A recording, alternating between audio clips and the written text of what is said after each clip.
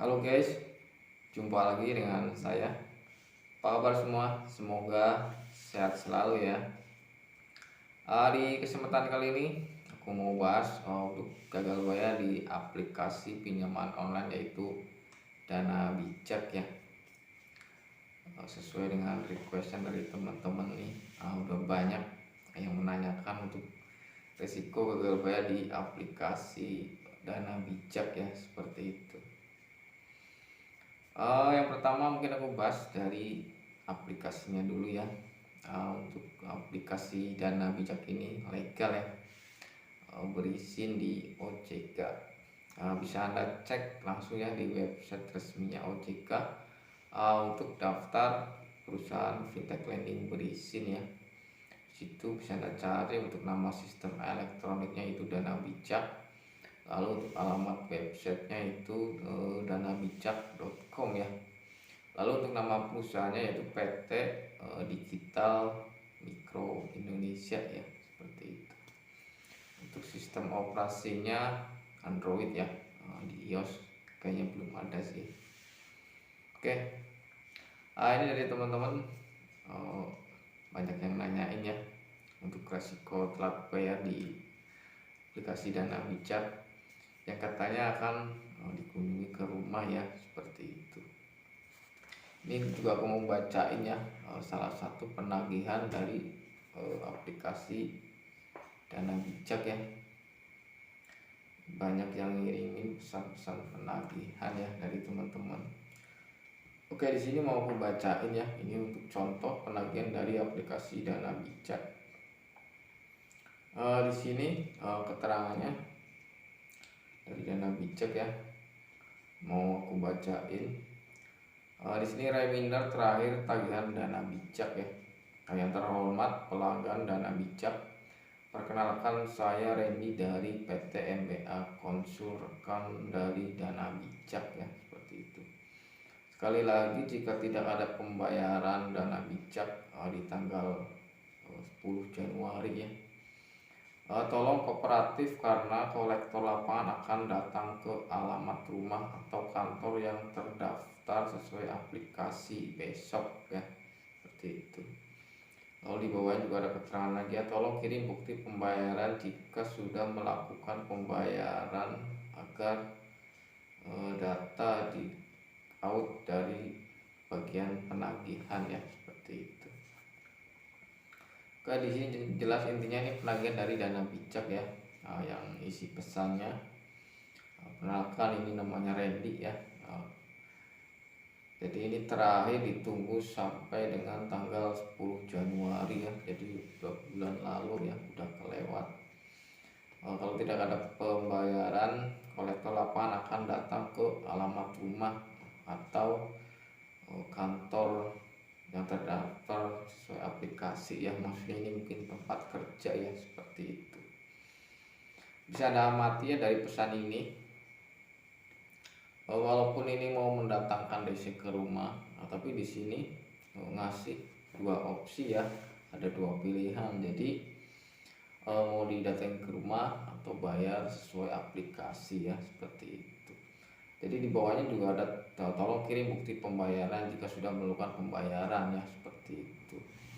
Jadi tetap ini masih sebatas gertakan ya, karena ini ditunggu dari bulan Januari sampai dengan sekarang ya, itu nggak ada datang ya guys, seperti itu. Jadi ini ditunggu dari sehari, 2 hari, 1 minggu, sampai lebih dari 1 bulan sejak adanya pesan ini itu nggak datang ya, seperti itu. Jadi untuk Dana Bijak, ini kalau dapat pesan seperti ini, kalau mungkin Anda telat bayar ya, ini masih sebatas gertakan aja ya, seperti itu. Mungkin dari teman-teman nih pasti ada persamaan ya, dapat pesan penagihan seperti ini. Kalau ada kesamaan bisa kalian tulis di kolom komentar ya, seperti itu. Yang jelas untuk Dana Bijak ini sih penagihannya masih melalui telepon ya, SMS, pesan WhatsApp seperti ini, lalu lewat email juga ada ya, seperti itu.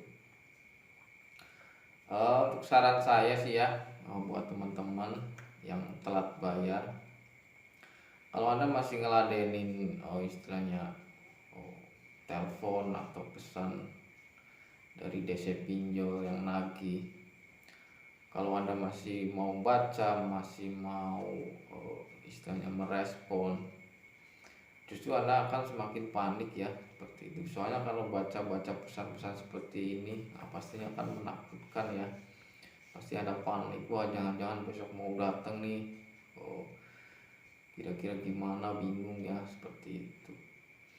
Jadi kalau menurut saya, kalau Anda mungkin bingung ya, mungkin mau angkat DC melalui telepon atau balesin pesan WhatsAppnya, kalau Anda bingung, menurut saya mendingan gak usah direspon ya seperti itu.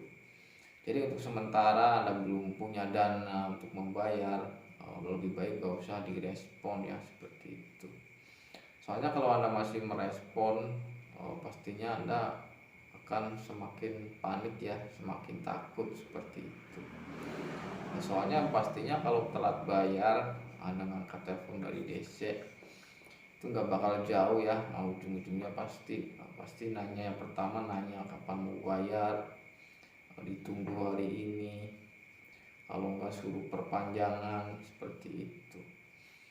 Nah, untuk perpanjangan kan nggak ngurangin total tagihan ya, hanya memperpanjang waktu atau tenornya aja ya seperti itu. Kalau enggak, misalkan Anda ngangkat telepon dari DC, paling suruh nyari dana talang ya seperti itu biasanya.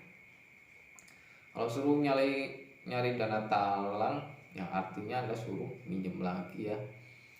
Kenapa minjem lagi? Soalnya nggak punya uang, suruh bayar, uang dari mana buat bayar, kan seperti itu. Yang akhirnya biasanya ini buat teman-teman kan banyak sekarang ya, yang tadinya punya utang di pinjol di online, sekarang utangnya jadi di offline ya, kayak gitu. Soalnya mungkin saking paniknya ya, saking takutnya ditagih sama pinjol, akhirnya minjem ke teman, ke saudara, buat bayar ke pinjol ya seperti itu.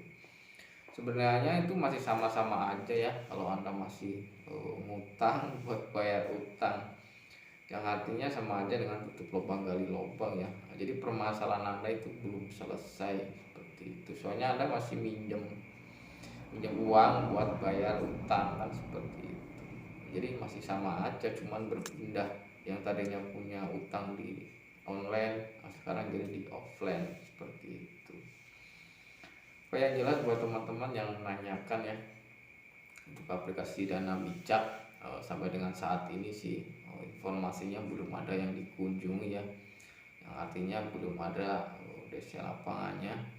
Lalu yang kedua, untuk sebar data enggak ya, paling hanya menghubungi nomor kontak darurat ya, atau nomor-nomor yang Anda cantumkan di dalam aplikasi ya seperti itu. Jadi buat teman yang kemarin menanyakan soal aplikasi tersebut ya, intinya belum ada DC lapangannya. Kalau Anda dapat pesan katanya mau datang, mau ini itu, nah itu enggak ya, enggak datang, ditunggu sampai dengan sekarang.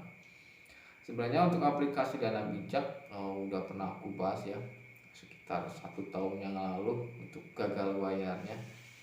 Dan ini aku mau bahas lagi ya, ini udah aku bahas lagi di 2022 ya seperti itu. Jadi sampai dengan dulu aku bahas sampai sekarang, mungkin ada sekitar 1 tahun lebih, itu belum ada yang dikunjungi ya seperti itu. Jadi kalau misalkan bilang mau datang ke rumah, itu masih sebatas keretakan aja ya seperti itu. Yang jelas untuk resikonya ya buat teman-teman kalau yang gagal bayar di pinjol, yang jelas resikonya itu kita akan kesulitan untuk mengajukan pinjaman lagi ya seperti itu. Misalkan Anda sekarang gagal bayar di Dana Bijak, nah, jadi ntar kedepannya resikonya hanya satu ya, kalau menurut saya yang pasti sih, Anda akan kesulitan mengajukan pinjaman lagi di fintech lain ya seperti itu. Nah, mungkin dari teman-teman mungkin udah ngerasain ya, yang udah pernah gagal bayar ngajuin pinjaman lagi di pinjol lain, pastinya akan ditolak ya seperti itu. Yang jelas resikonya kalau menurut saya hanya itu sih, kedepannya akan kesulitan untuk mengajukan pinjaman di fintech lain ya seperti itu. Oke, Mungkin itu sekedar informasi dari saya, semoga bermanfaat dan mohon maaf jika ada kata-kata yang salah. Sampai jumpa di video berikutnya dan terima kasih.